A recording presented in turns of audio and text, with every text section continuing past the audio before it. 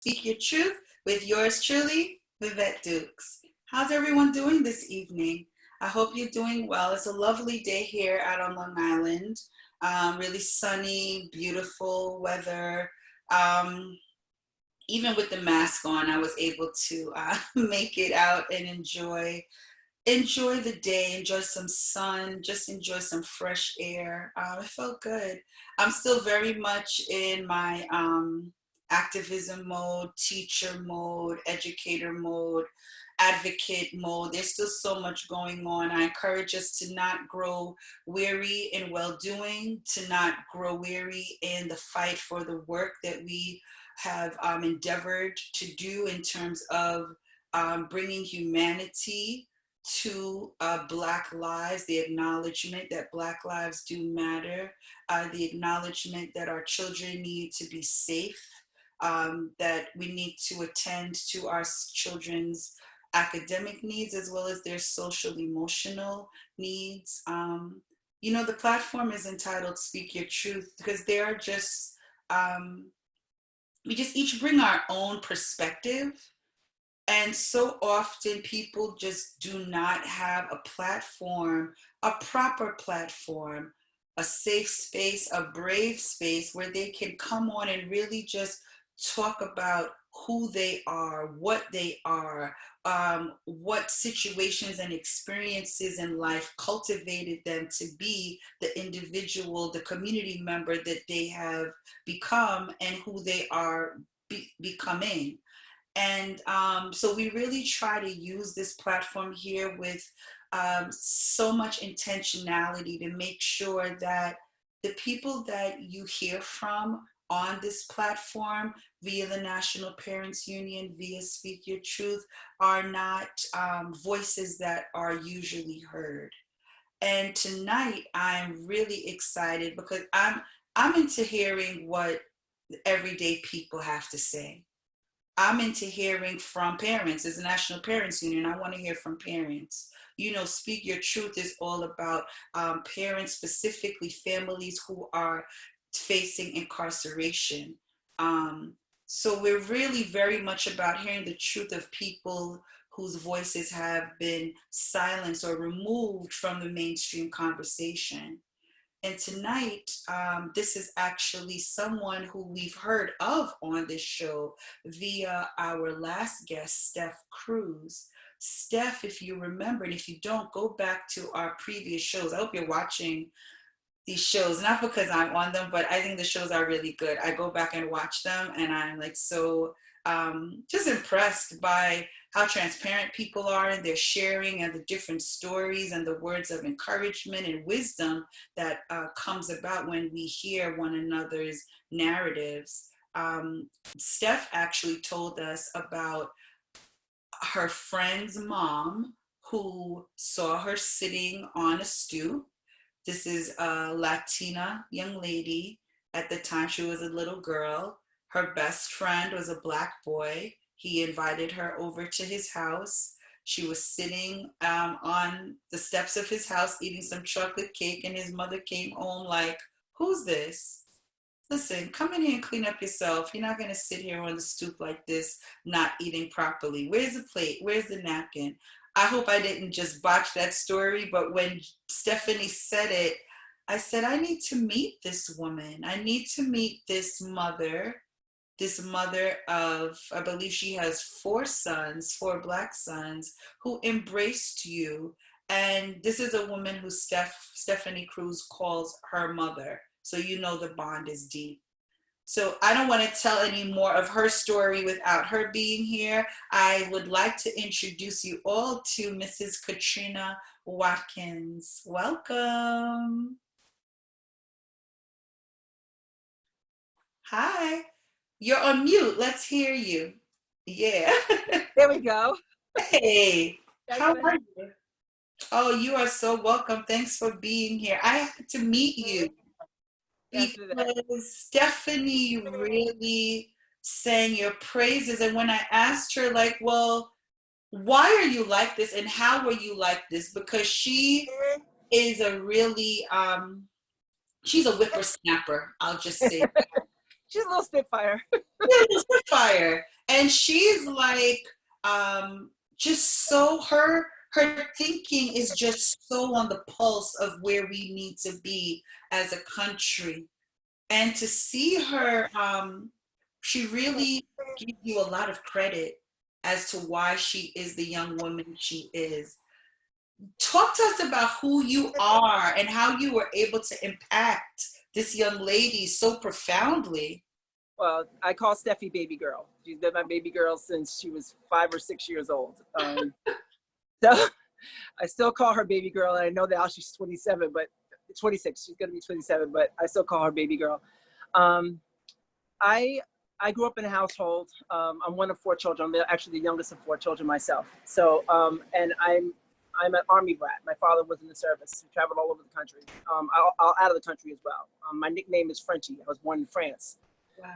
So I was educated on Staten Island, mostly on Staten Island. My high school years were on Staten Island, where I went to a private school on Staten Island. I was one of two Black students in the entire high school. I graduated high school in 1983, and I went to college on a track and field scholarship as well as academic. And my father was my high school track coach, and he worked with the kids in the area, worked with kids who were from the projects and everything, and getting them off the streets, getting them into college. And I always looked at his example. I had him and my mom. My mom was such an awesome example. She was at every event. She was the team mom. I soon, when my kids started running track, became the team mom. And I also wanted to play it forward the same way that my parents did. Mm-hmm. So I started a team on Long Island, Family Track Club, where I was working with a lot of the kids in the area who had no place to go in the summertime and everything. So I started a track club so they would stay out of trouble, and they would know that people cared about them. One of the track coaches at the high school where my sons went found out that I coached the Family Track Club, that I had been coaching it for quite a few years, and asked me to assistant coach at the high school. Oh, so wow. Then I started working at the high school as a volunteer assistant coach about 6 or 7 years ago. And to this day, I'm still there. And you've been coaching, you said like 20 years now? Yeah, I was coaching a private club for about 20 years now. A family track club that I started here on Long Island, that it was originally on Staten Island, and I bought the charter out here because there was no programs for high school students in the summertime for track and fields. So I bought the program that my father started on Staten Island. I bought it out here. Wow. Talk about legacy. Something your father built and started in Staten Island, and you saw the need for it on Long Island, and you replicated it here. When we talk about a modeling and how representation matters and how our children need to see, it's something to tell them, but it's something so different to model it for them, where they have an example to follow. And that's what I hear you saying. That's really what I know our children need. And we need someone to take a little time with them to see what they're interested in, So you're a mom of, how did you get from Staten Island to Long Island? That's a story right there. I went to college at New York Tech in Old Westbury. I graduated from New York Tech in Old Westbury with my degree in life science and medical technology. And I've worked in that field for as long as I graduated. I graduated college in '88. So I've been in the field, and now I'm leaving the field to go into teaching. Oh, wow. I'm happy to hear that. Join the ranks is the best profession in the world. I want to pick your brain on that a little bit. So. I'm happy to help you, and we need more Black educators. I'll just be blunt. It's a profession really dominated by white women.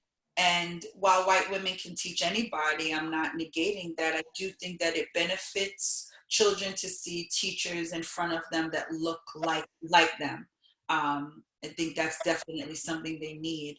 You're a mother of 4 boys. When I emailed you, I noticed that your email address denotes that you're a proud mom of 4 boys. So talk to us about your journeys as a parent of 4 Black boys on Long Island. Yeah, my husband keeps on telling me I need to write the book. Yes. It comes with a lot of prayer. I always pray for my sons to raise up to be men of God. And I've been very blessed to be able to be a homeschool parent first. I was a homeschool parent with my sons, the oldest one until he was going into 10th grade. And with the other ones, I returned to the workforce, and I put them all in school at the ages they were in. But I always kept my kids close. And my husband and I had this thing where, we have a straight talk, straight understanding policy with our kids. We demand certain things out of them, and we expect it. With their education, they always had to maintain above an 85 average. That was something that my husband and I determined was a great thing, because that would give them programs for college. College was never an option. It was something they were going to do.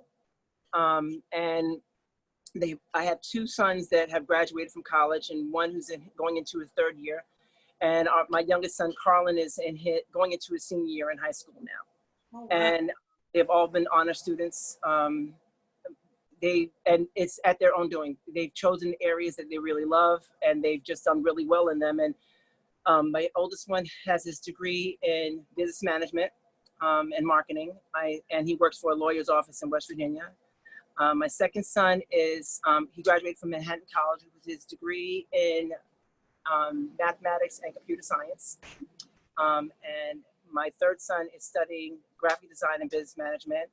And Carlin doesn't know what he wants to major yet, but he's going into his senior year. So we'll be talking about those things over the next year or so, about whether exactly he wants to do in college, but nothing has to be exact at this point in his life. He's only 17. So it's been a pleasure watching each one of them. We were very lucky as homeschool parents to see what their strengths were, and to really help them with their strengths. One of the things my father talked to me and my husband about was keeping them involved, in the community. They've done breast cancer walks with UPS, where my husband works. They stayed very involved in church. They've stayed very involved in being camp counselors. They've all just stayed very involved in the community. So they're known among their peers for being people who, open up their home. They already are known for that. So, we've been very blessed to be able to help them with that as they were growing up. So for parents, right now we're in this pandemic, and a lot of parents are hesitant to send their children back to school. They have safety concerns. You homeschool and many are considering homeschooling their children, whether it be them or forming some type of community cooperative, a collective homeschooling initiatives. What advice or wisdom would you share? Because you homeschool a child for pretty much his entire career. You only did 2 years, the last 2 years in public school. What are some of the lessons you would, just counsel you would give our viewers who may be considering this for their own children? Right now I'm studying actually guidance counseling. Wow. And we think it's very difficult on us. It's even hard on our kids. This whole pandemic has been very difficult for them. I mean, everything's out of the norm. This is their new norm.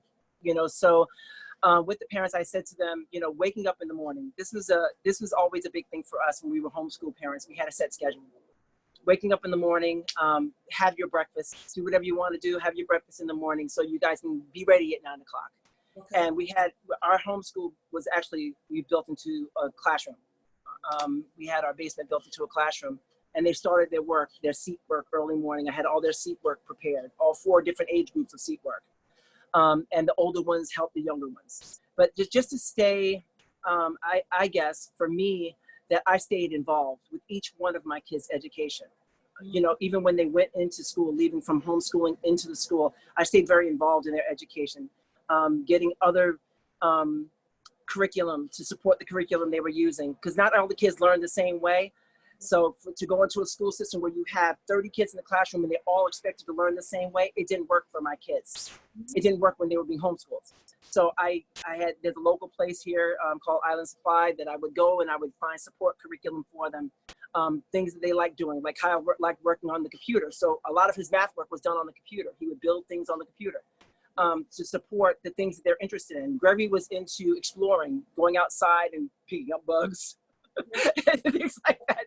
But I based his curriculum, one of his science curriculums, I based his whole curriculum around his science curriculum because that's what he loved to do. Right. So we have the opportunity now, being that our kids are homeschooled, that you actually see what their interests are. So more so than, like the teachers with them 8 hours out of the day. Now you have that time to be 8 hours with your kids. So we use that as an opportunity to really get to know the child and how they learn and what interests them. And it's been beneficial. Well, it was for me for the 11 years that we homeschooled. Yeah. So now we're doing that with the youngest one who never had the opportunity to be homeschooled, really. He started in first grade. He started school in first grade. So just to find, I would say just to basically find out what your kids' interests are and to really harp on those things. That's such great counsel, because I think a lot of times people get overwhelmed at the thought of homeschooling or the thought, but they're home with their child. And so for anyone listening, taking notes, spend the time to get to know what your child is into, and you can actually use that information to inform their teacher when they do go back into the brick and mortar building, because now parents have had a significant amount of time at home with their child to see their habits, their interests, and you can really start to build that partnership between home and school. What would you say to parents who feel like, well, I'm not equipped, like Miss Katrina looks all together, she knew what she was doing, she had her husband there, everything was perfect. Can you tell us the real deal, please? Yeah. When one of the sisters from the church came to me and talked to me about homeschooling, I'm like, no, I'm waiting for that yellow bus to come pick my kid up and just take off. Like, I'm looking for my peace and quiet. My son Gregory really went through a very difficult time as a kindergartner. He was put into a school system, unfortunately, where but this is the norm on Long Island. You were talking about the disparities in races in the different school systems. We were a school in a very large school district on Long Island. We were in Connecticut School District, which is a very large school district. And the elementary school he went to, he was the only Black child in his school. In the entire school? In the entire kindergarten. So it was about 15 classes, and he was the only one. Oh my God. And one of the things my family has a struggle with is colorblindness. And we had informed the school when we went in that he's colorblind, but he reads, so he shouldn't have any problem. And the teacher, it still makes me very emotional when I think about it. He was struggling in the classroom, and he would sit with his arms folded in his chair, and he wouldn't do his morning project. But I had talked to the school about an incident that had occurred on a bus where a kid called him Chocolate Boy at 5 years old, one of the sixth graders. So now he was very withdrawn. He had never been in a large school setting. He's 5 years old. Right. And I had informed the school that this had taken place. And this was prior to our meeting with them in February for them to tell us that my son was struggling. Mm-hmm. So me and my husband went in, and we're sitting at this table with a social worker, all these people, social worker, school, the teacher who was in, I think, her second year of teaching, a very young woman, whatever. But, she goes on to tell us that my son is struggling. We were like, okay. Okay. What's he struggling with? Well, he won't do the first morning project. Well, what is it? So Greg Jr. was with us. So I said, go over there and pick up the can of crayons and bring them and show us what you do in the morning. So he goes and he picks up this can of crayons and he pours them onto the middle of the desk. And I said, what's he supposed to do with that? She says, well, he's supposed to pick out the color of the day. I said, did you read the paperwork that my husband and I sent forward? My son is colorblind. She goes, well, how do you do it at home? I said, my son reads. On the papers, it has what the color of the crayon is. Right. He since the age of 3. So I said, well, so when he doesn't do the morning project and he can't pick out the color, what do you do? She goes, well, we sit him at the table by himself. I said, you take the only Black child in your school and you sit him at a table by himself and you expect him to produce. Oh my God. And we were already thinking about homeschooling at this point. So Greg turned to me and he said, Dave, we're ready. So I started going to different homeschool seminars and to figure out what kind of curriculums I was going to use. And I really studied a lot as far as, as a parent who had never homeschooled and they expect to homeschool her children. There's a lot of organizations out there that help with that. You don't have to be the super educated person to do that. The textbooks are almost scripted for the very regular normal parent, which I am, to be able to teach our kids, to look for a certain answer, teach us what questions to ask to look for a certain answer with your kids. So I became smarter than a 5th grader because I had to go through the whole curriculum with my son. So it was very interesting to learn how to teach your children. Yeah. And then once the second child came, my husband was like, you're going to still homeschool? You're going to teach the second one? So we just continued we played it down the line with each kid. But it took a lot of prayer and a lot of different organizations. The library is a huge source of information for homeschool parents. If you go there in the middle of the day, you'll see a lot of homeschool parents there. And you get a lot of source of information from the other parents who already do it. So I used all those different resources that I had around me.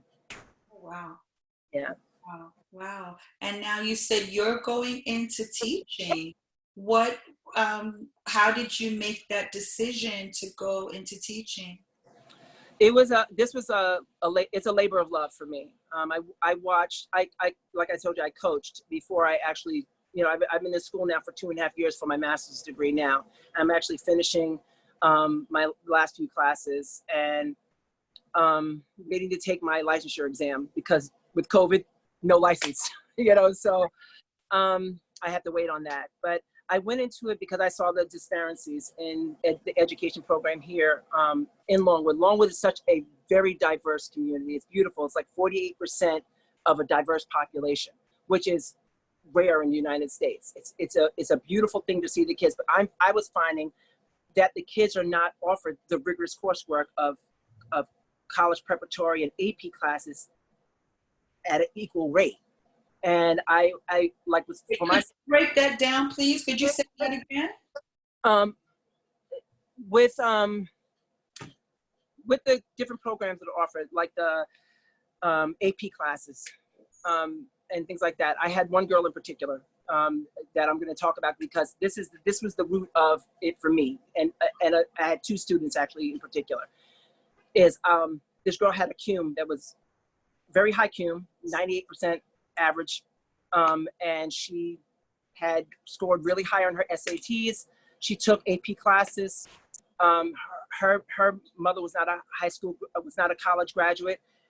She had dropped out of college, and so the student grew up, not ever thinking that she was going to be able to attend college. So she started the BOCES program. Okay. And when I found out she was taking BOCES, I'm like, why are you taking BOCES? Well, you could be on a college scholarship somewhere. This girl's really intelligent, not to mention the fact she was ranked number 6 in Long Island in the 800 meters. So the track scholarships are there, especially for students of color. And the guidance counselor that she had convinced her to go to BOCES. I'm like, why are you going to BOCES? She said, so I can become a CNA while I'm in college. I'm like, you're not going to be able to be a CNA while you're in college, and you should be a nurse practitioner. This girl's super intelligent. Right. Well, she went on to, she stayed, another year so she could finish her BOCES program, and she bypassed her college scholarships. She had a scholarship to Northeastern, which is extremely difficult to get into. Yes. And she bypassed it because that was the advice that was given to her. And I doubt seriously that advice would have been given to her if she wasn't a student of color. That's right. And that wasn't the first time I saw that disparity. Like kids are put into behavioral programs when they're acting out because the parents are absent in the home, and she's acting out because people stop paying attention to her. And now she has me in her high school, and I'm paying all the attention. I'm picking her up, bringing her to track practice. I'm doing all these things. Come to find out, this girl has been in anger management classes since she was in 5th grade. This is the point where her parents completely disregarded her. Yeah. And the social worker never went in. They never reevaluated. Wow. And this kid has 1,200 on her SATs and barely graduated from high school because she wasn't handing in her work because no one was there to help her out with it. Right. But now she has just finished up her associate's degree at Suffolk because I was like, oh no, I'm advocating for this kid. Yes. And I got her a social worker who was able to work with her, and she winded up graduating, and now she just applied to St. Joseph's. So, she's, the kids just need someone to advocate on their behalf. And I'm just seeing that there is no guidance counselors of color at Longwood, unfortunately. And I want to be a solution. I want to be one of the solutions, because I see that there's a problem. There's a serious problem there. There is, because our children are not, their talents and their excellence and their capabilities are not being acknowledged. That's the problem. And if you see that child's, the only thing you see in that child is lack, then it's very difficult to see lack and future at the same time. And that's really what is happening. And it requires a lot of internal work, to be honest with you, that unfortunately only is done when the position mandates that it's done, when it comes from higher up. So I'm hopeful that I'm encouraged by you taking your program, because at least you are taking the necessary steps to become a solution. What are some of the things you're learning in your coursework that would be helpful? I found becoming a teacher really helped me as a parent. It has. Everything helped me so much, and so I can imagine you're learning a lot in your coursework to becoming a guidance counselor. What are some things you'd like to share with us? One of the greatest things for me, I think, is I'm studying multicultural counseling. That's been my love. And so the social injustice classes have been very beneficial. And, to find out of course, as a Black parent, I'm thinking my Black sons, but like I said, Longwood has 48% diversity. So to learn how children of different cultures learn, that has been beneficial. And even the psychology class, because psychology classes for me are new, because my first degree was in pre-med. So the psychology courses are different. And to even understand the adolescent mind of a boy, because they think totally different from the way that I think. I'm a female, even though I'm not I always say I'm not a girly girl. I'm the one who's going to roughhouse with the boys. I'm still not a boy. And it's really helped me to have more patience in those areas, to learn that testosterone is a very real factor, Yes. And to really be patient with them as they're learning, and they're going to make mistakes. I as my own kids, I would jump on the mistake a lot quicker than I would not jump on someone else's. When there's another kid, I would take that kid out and I would talk to that kid and work the problem through. With my own kids, I'm like, stop that, and I would jump on them. I'm learning a lot more patience with my own kids, and learning how to communicate with a teenager, and the things that they go through, and this very odd time of their lives right now, with COVID, and even with the Black Lives Matter movement. This is in their lifetime. This is going to be their things they're going to be struggling with over the next few years, struggling for. I don't want to say struggling with, I want to say struggling for, the equalities and the equities, and, because the social injustice that has been taking place. My kids have been very verbal, and I'm learning from them on how to communicate better with them. What have they been doing? They've been very verbal. How have they been active in the Black Lives Matter movement, or any of these movements going on? It's been amazing. I haven't gone to many of the rallies because I'm home on a medical disability right now. And my son was like, it's right up the street, Mom, come with me. My 20-year-old was like, come with me.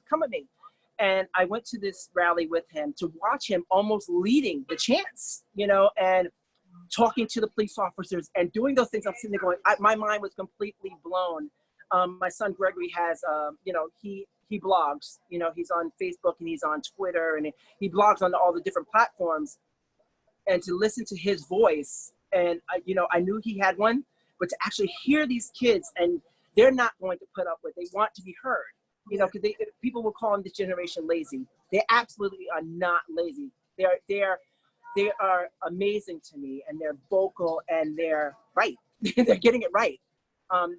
They're writing letters to the senators. They're doing those things. They're being a voice. I mean, Stephanie's doing it. Stephanie's that age group, and she's out there doing it. And to see these young minds, they're teaching me every day that I don't need to be quiet about the social injustices that have taken place. I've been quiet for a very long time. I told you I was the only Black female in my graduating class. In my program in New York Tech in Westbury, I was one of the only students of color to actually graduate from the program.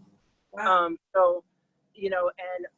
to come out to an area here where it's so diverse, I'm very thankful that I was able to raise my kids in that setting. But I also come from an Army background where my family was sometimes the only family of color there, So I've been learning a lot from our kids about speaking your truth, about going forward and saying it out loud. My kids are saying it out loud, which I had never known that they had that voice until the whole Black Lives Matter movement. Their voices are being heard, them and their friends. It's amazing. Wow. It's amazing. It is amazing, because I noticed that most of the rallies are being led by young people under the age of 30. And Yep. that's just not in our area because we're in the same area. I'm talking about across the United States. The Hmm. movement is being led by young people. They're using social media. Um, did you see what they did at the rally to like just disrupt so much with on their by their way in their way, ways that because we might not understand it are Right. like, oh, what are they doing? But they're like, no, we know what we're doing. We have a plan here. And I love seeing the mingling really of generations. I've gone to a few of the marches and that's one of the things that I love the most. First of all, seeing white people chanting Black Lives Matter is powerful. It It's is. powerful.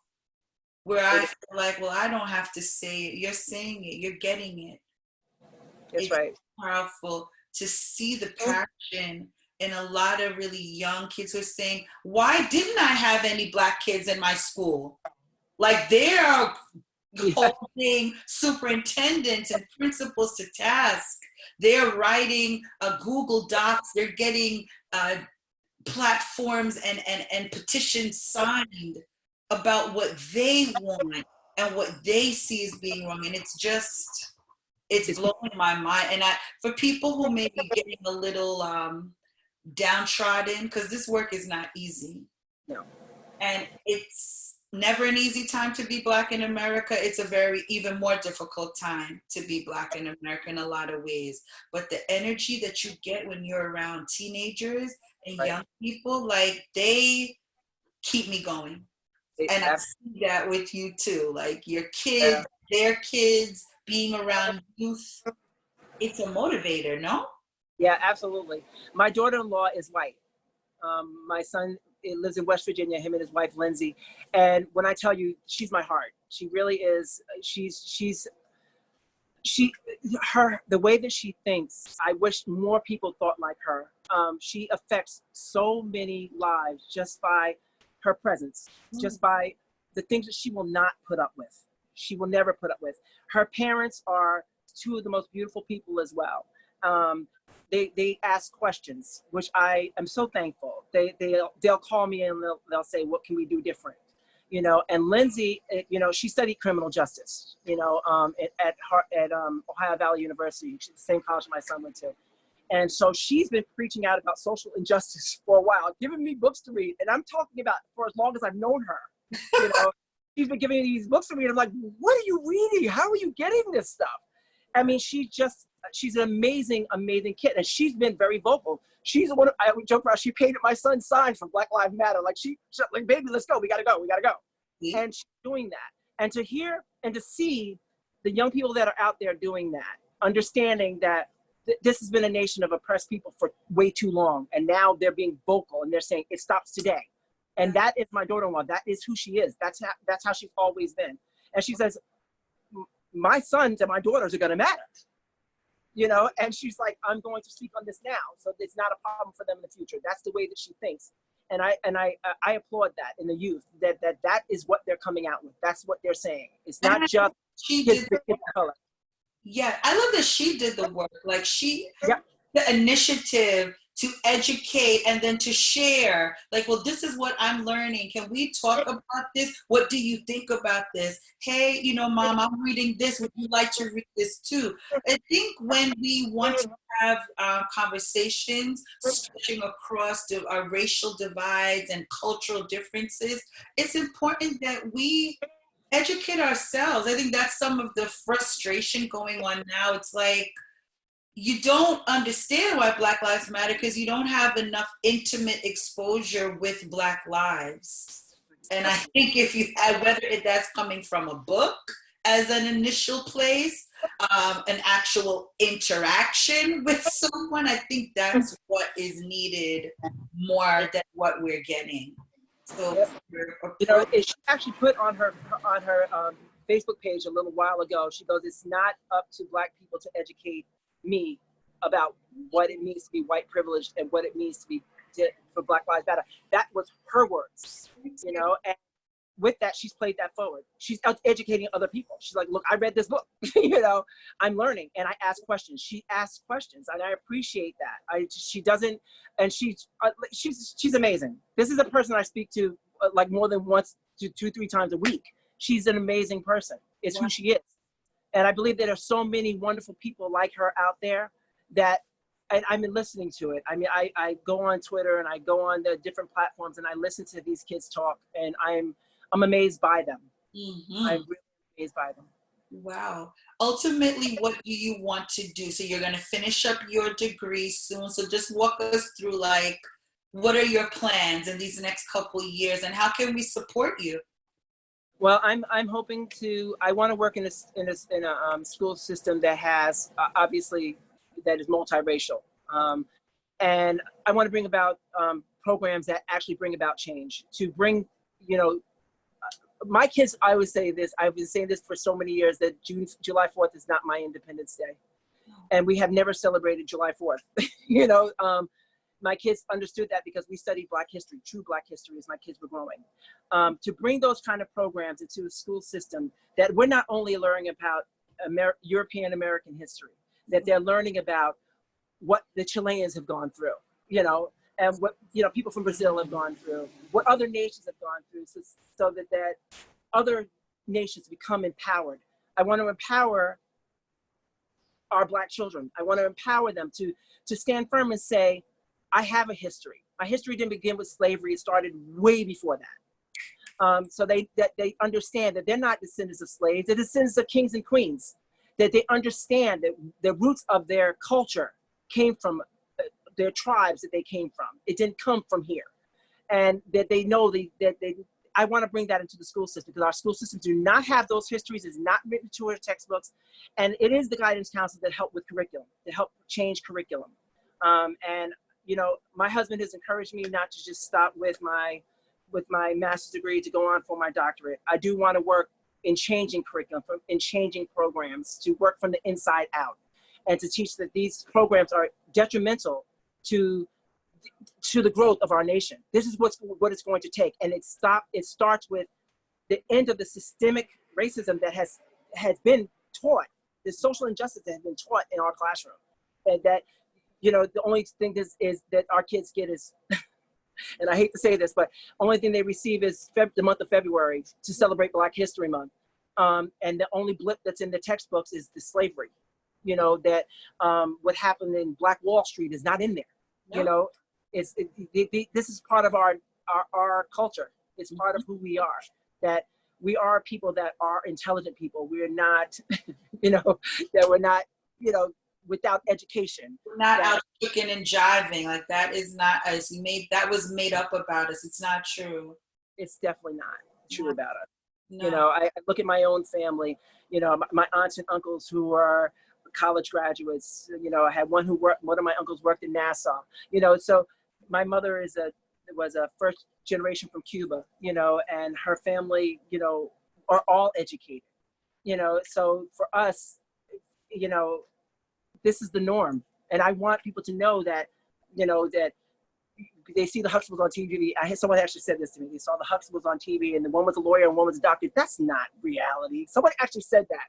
There's no such thing as a Black family where there's a doctor. Yes, there is. It's in my family, So growing up, I remember that there was a really big issue that people were concerned, like, well, this is not accurately depicting of Black family. But not too long after that, when Eddie Murphy came out with a show, the PJs, basically about the projects, like, everyone was cool with that. It's the way the narrative spins, the media spins the narrative about who we are as Black people, as Latin people, as Asian people. Like, why? Who gave them the authority?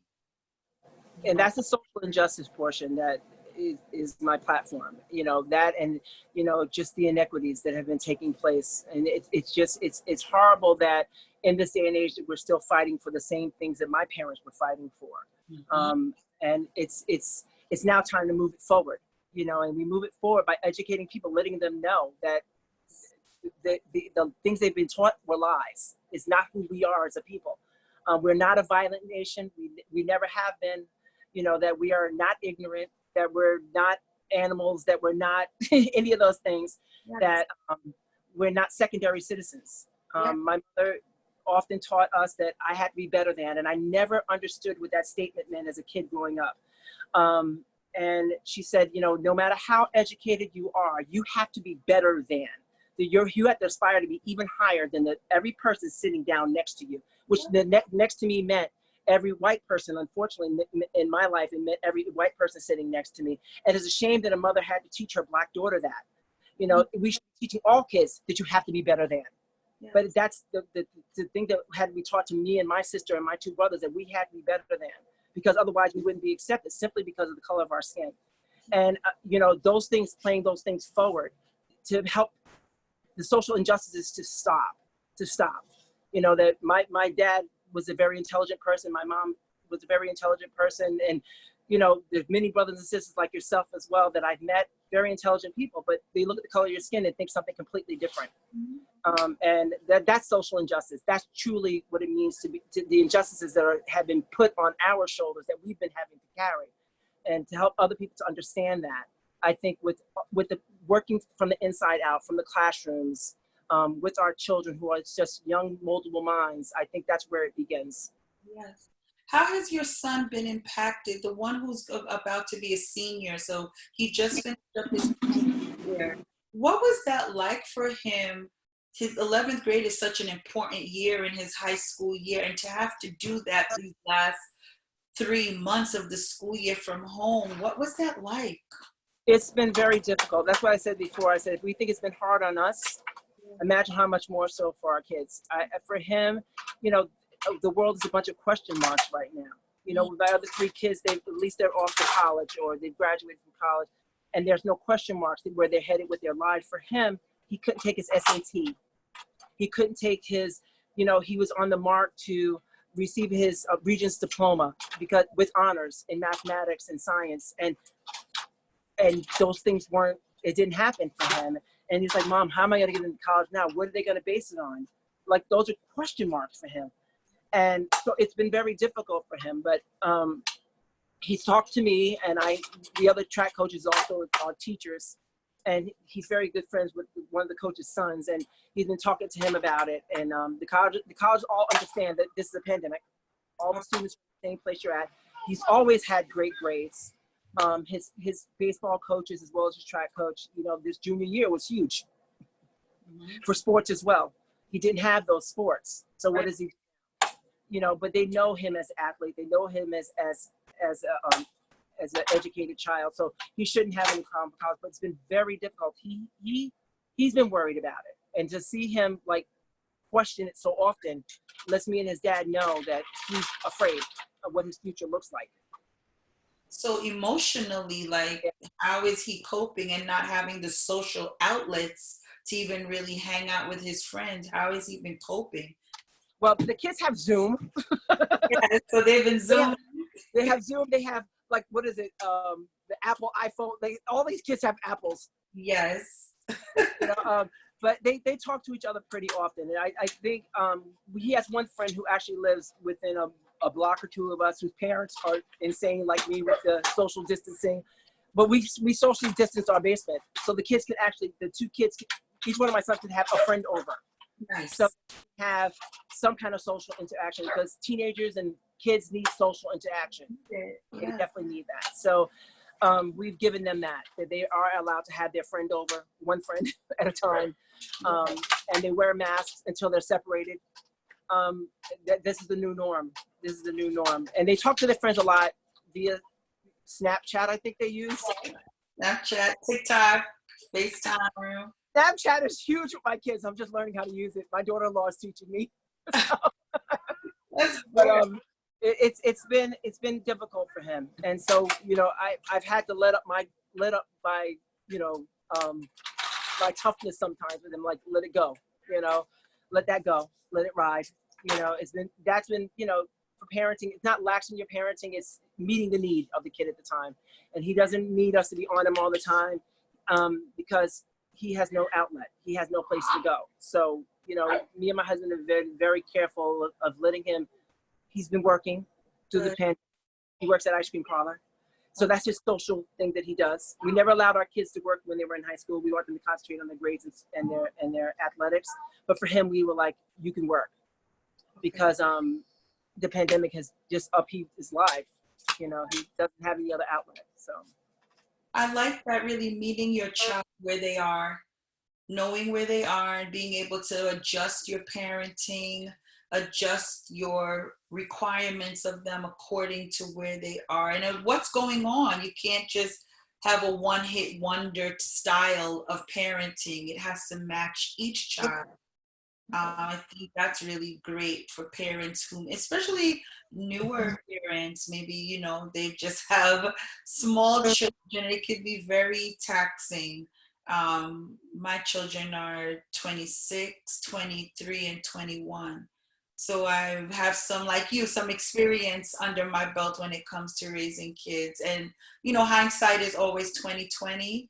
yeah, And like you said earlier, like in the moment, I was very much, come on, let's go, I'm on it. And then as I reflect, I'm like, well, that wasn't really smart of me. You could tell I was still learning as a mom, because how could they keep up? Their little feet, like literally, they could not keep up. They were much smaller. yeah, They're like this big, right? And I'm like, hurry up. But for parents, it's like just kind of slow down a little. I know there's a lot of anxiety about is the new year going to look like. Listen, enjoy the summer. Enjoy each day by day as much as you can, and get involved. I don't know if you would agree with that too, and just having like parents be involved as much as you can. Whatever that is, if it's you can attend the PTA meeting, if you can attend a community event, and have your child see that you are involved, because that sends the message like, I care about you, I care enough to be here.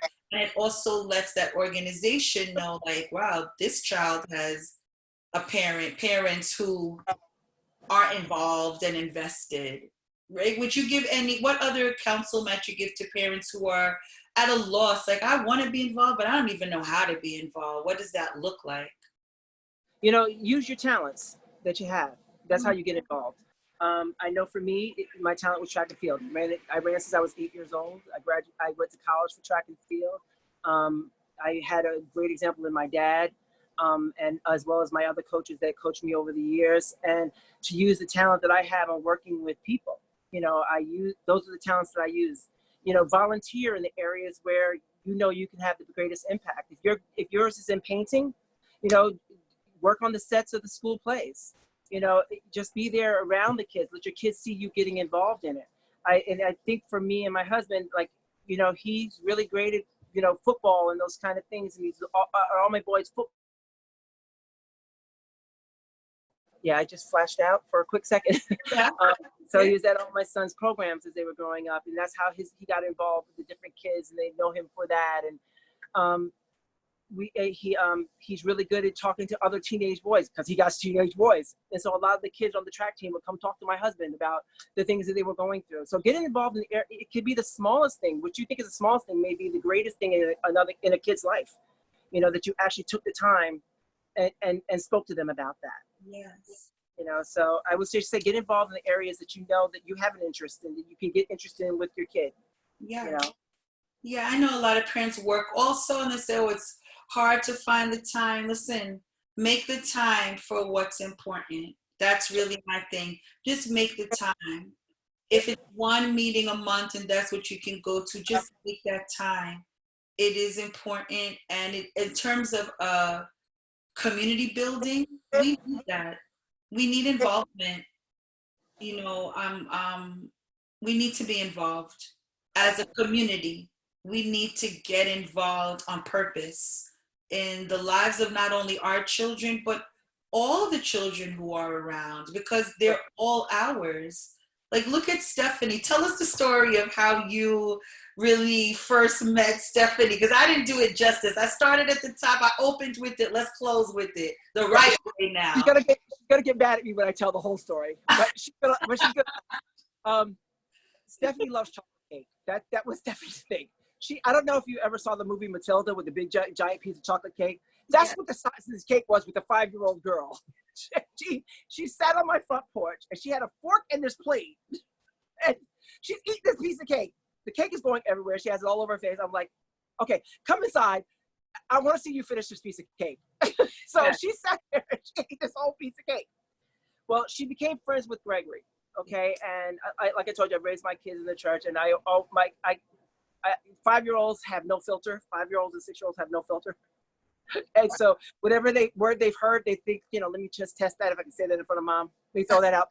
But Stephanie had a little potty mouth because of curse words that she had heard. I'm like, well, if you curse like that, you're not going to be able to be friends with my son. So she went back to Gregory and she said, I'm not going to curse anymore because I want to be your friend. And she would never curse in front of us. Wow. And her mother was like, I don't know how you did that. I'm like, well, apparently she wants to be friends with my son. But afterwards, she would always, on her birthday, she would actually ask me to make her chocolate cake. It could be 3:00 in the morning. I'm making her chocolate cake. She would come over like, Mom, I need a cake. So I would make her chocolate cake. So it's always been our inside thing was my baby and her chocolate cake. So I said, when are you coming over recently? When are you coming over so I can make you a chocolate cake? It's been since the moment I met her. Oh my goodness. Had that relationship. So I met her before I met her mom. And now me and her mom are close friends. But I met Stephanie first. Wow. And why do you feel so comfortable talking to children? I think sometimes people shy away from talking to kids. I don't have that issue. I love talk. I'll talk to anyone anyway, but I'm different like that. But what makes you just comfortable talking to children? Well, I think kids are interesting. I have the same relationship with the elderly, that I think they have so much in their minds that they need to get out, Yes. and I want to find out what they're thinking. And sometimes it's quite funny, the things that they say and do.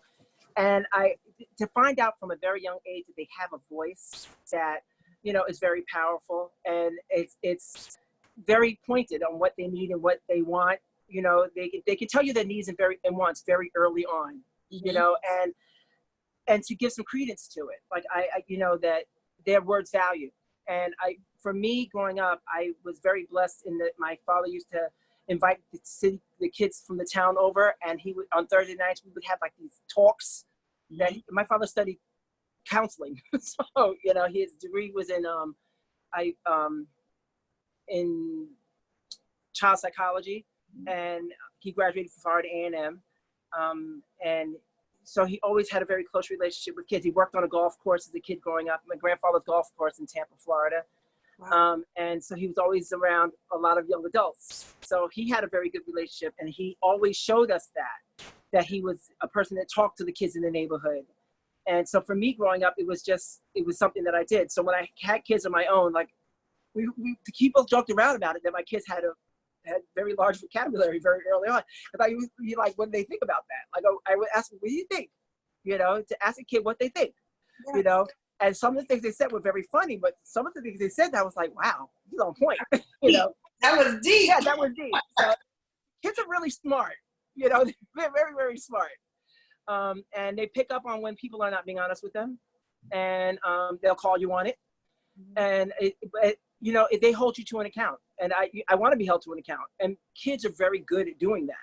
Yes. They want to know that you're going to be truthful with them. They You want to know. said you were going to do. You said it. You said what you were going to do. They listen to what we say. They watch what we're doing. Yep. If you say, I was very intentional with my kids, like about not making promises to them. Right. And so they knew when I said, listen, I promise you I'm going to do it. They're like, oh, all right. Because mommy doesn't promise. Because I take the word seriously. I'm not just going to tell you something to pacify you or to placate you. No. If I can do it, I will. I'll try my best. That's the language that I use. I never said, no, I promise I'm going to do it. Nor did I want to hear that from them. Promise is serious. Don't go around promising stuff. And then you Yep. can't keep it, then your word is not worth anything. And the kids will see you as a liar, and they'll call you out. Yes. So it's this is a funny story. Just really quick. My son Kyle was about 7 or 8 years old. We had gone to a wedding, and we had left him in the care of a brother and sister named Erica and Jimmy. They were the teenage children of very close friends of a very close friend of ours named Jim McLaughlin. And my son's, 8-year-old boys, they're rambunctious and they argue a lot. Yes. 8-year-old, 11-year-old, they have nothing in common, but they find things to argue about. I don't get that. But Erica decided she was going to enlighten them about not arguing with each other and not fighting with each other and getting along when mommy and daddy are at the wedding. And she's giving this whole spiel about how they're supposed to behave. And I have a 5-year-old and a 2-year-old at the time, my youngest ones. And they turned around to Erica and they go, he goes, "You're such a hypocrite." Like, he didn't know how to say the word, but he knew how to use it in context. He was always arguing with her brother. You're such a hypocrite. He called her a hypocrite. But I was amazed that he knew the word. Like what he knew it was supposed to be sound something like hypocrite. It was hypocrite, but he knew how to use it. But kids will call you out. They will call you out when they find what you're saying is in contrast to what you're actually doing. Yes. They will call you out on it. So my husband and I have always straight talked our kids. We straight talk their friends. They know what we will allow and what we will not allow. Yes. So you appreciate their voice, and they have a voice in my home. You know how some people say, "Because I said it." Me and my husband are not those people. You're gonna do this because I said it. We give them a reason why it's not a good idea, to do that, and how this is gonna hurt them, and we listen to the voice that they give us, and we were like, well, you're at that age now where you make your own decisions, because I have grown men now. My youngest is 17. I have 17, 20, 24, and 27. So right now, we're hoping that the things that we've implanted in them are things they're going to carry. So, it's up to them now. Yes. Well, Katrina, it's been wonderful learning from you. And you don't look old enough to have a 27-year-old. You just said you look wonderful. Thank you. I just hit the double nickels. Are you serious? Yeah. Wow. You look amazing. Your effervescence is just, it permeates even through the Zoom meeting. I've never met you in person, and just the energy and the sincerity that you came to this conversation with, I really appreciate it. I'm sure everyone who views this will appreciate it. I thank you. My angst a little bit. You're so easy to talk to. I appreciate I want to be able to sit down with you as an educator and find out what you've seen over the years. I would love to be able to sit down and do that. I have a lot to learn, and whatever tools I can take going in, I want to use those tools. And you have a voice that is amazing. And I appreciate how easy you made this for me, because I was a double track. Oh, thank you. It was a pleasure. And yes, I'm here to help you. We have each other's contact information. You have a plethora of educators, even here at the National Parents Union, and involved with Speak Your Truth. So however we can support you, I mean that sincerely. I offer that to every guest who comes on, because this is a community. And so we help each other. However we can be of support, you let us know. But thank you for being here tonight, and all the best to you. Thank you so much. You're very welcome. Have a good night. You too. And to everyone here, that's the end of our show for tonight. We had a lovely conversation with Mrs. Katrina Watkins, a seasoned mother, an educator, burgeoning counselor, a real advocate for children. And we thank you for your time. We thank you for being here with us. Enjoy your weekend, and we will be back on Monday, 7:30. The National Parents Union presents Your Truth. Thank you, and have a good night. Good night. Good night. Thank you. Take care. Thank you so much. You're welcome. Okay. That was awesome. Great show, ladies. Did I end it too early? I didn't mean to. Oh, I think you ended it fine. You said goodbye and then it ended. That's okay. Don't worry. I'm so sorry. I'm still trying to. You're learning. That's fine. I don't think you ended it early. I think you were fine. I was watching it from Facebook. You know how it's a little delayed? Yeah. I think it was fine. I think you said goodbye at the end. I think you were good. Let me just check real quick. I know you guys said goodbye, but your ending when you were talking to the audience, it was already ended by then, and I'm so sorry. Oh, that's okay. Okay, so now I know for next time that you, because some people just like bye, they end. So I know time to not do that. No, you said bye. I'm watching it right now. Hold on. It's fine. I should be. I'm gonna